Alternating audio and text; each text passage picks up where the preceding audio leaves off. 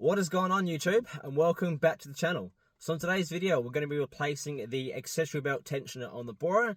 Going to run through some of the symptoms I've had with the car and some of the troubleshooting I've done to try and pinpoint the actual issue.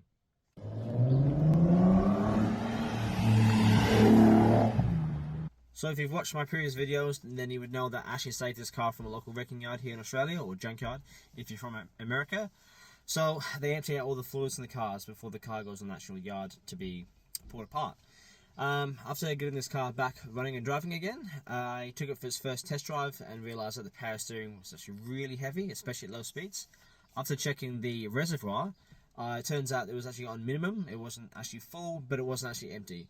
So I topped it back up again, took it for another drive, and turns out it didn't change a single thing. So I'll just assume that the pump was at fault, either from running it on too low or was previously damaged before the car went to the wrecking yard.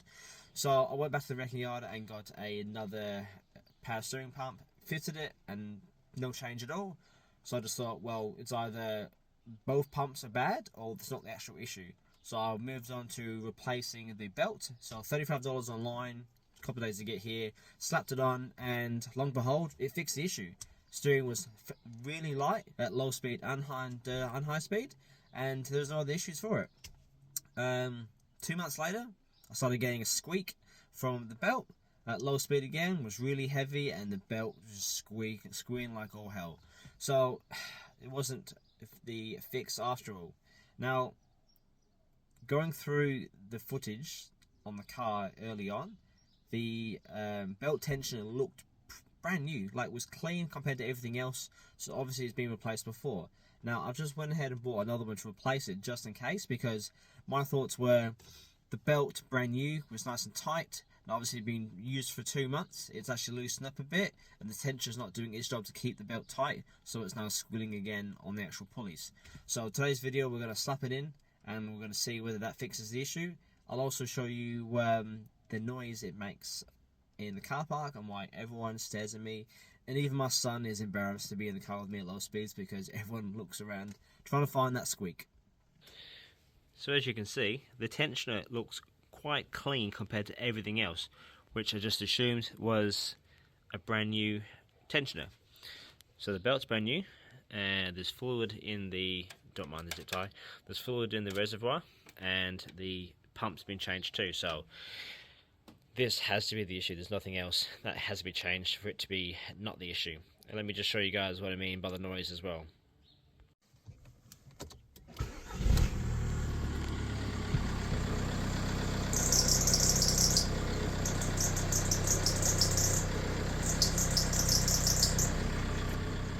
Yep, that's the noise that everyone hears in the car park at low speed when I'm trying to reverse or park into a car park. Let's get it changed.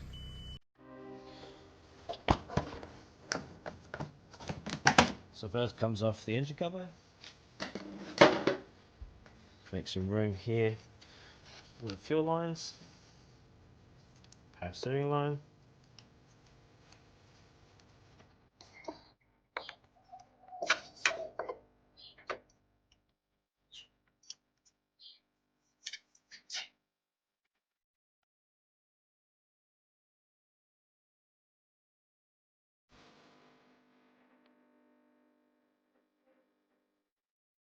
So with the tensioner out, it's time to get the replacement out too. So in inner INA brand, and that is the part number. It actually says Go 5 1.9 TDI, so probably one of the early generation Mark 5s, the 1.9s. I believe this is the right one. Stuck in. There we go.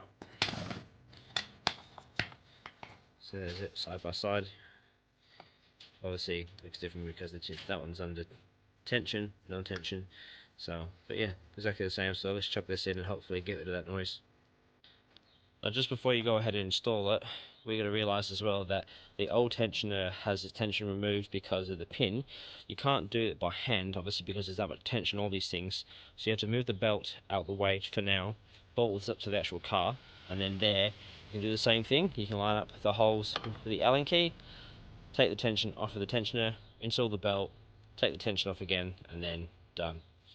Should be sweet.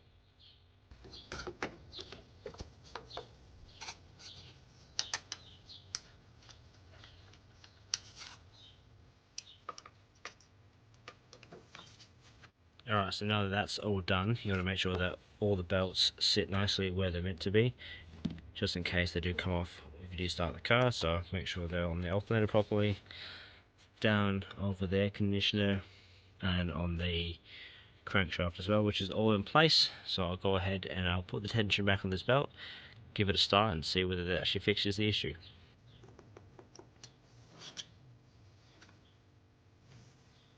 Let's see whether we fixed it.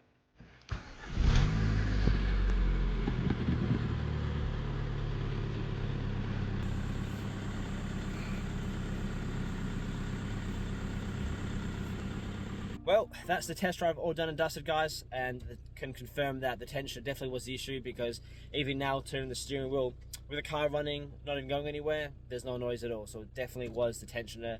After all, look, changing the belt wasn't probably a bad thing anyway, and replacing the pump, well, look, that's just my first point of call.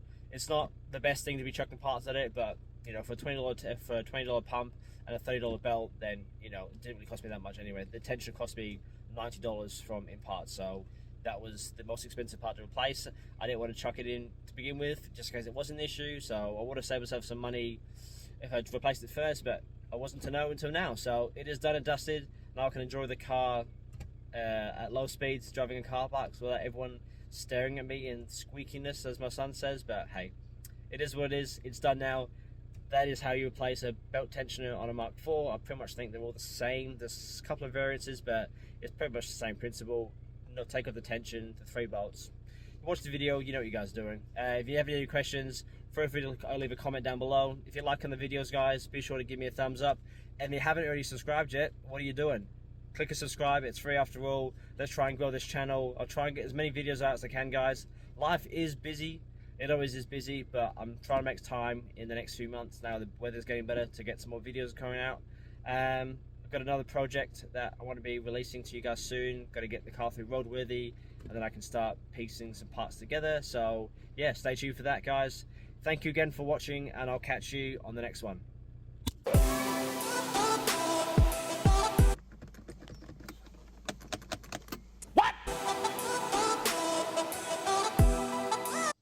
All good, I figured it out. Fuse number 14 is the issue. My interior light switch is broken, and it's obviously short-circuited the system, so fuse 14, sorted.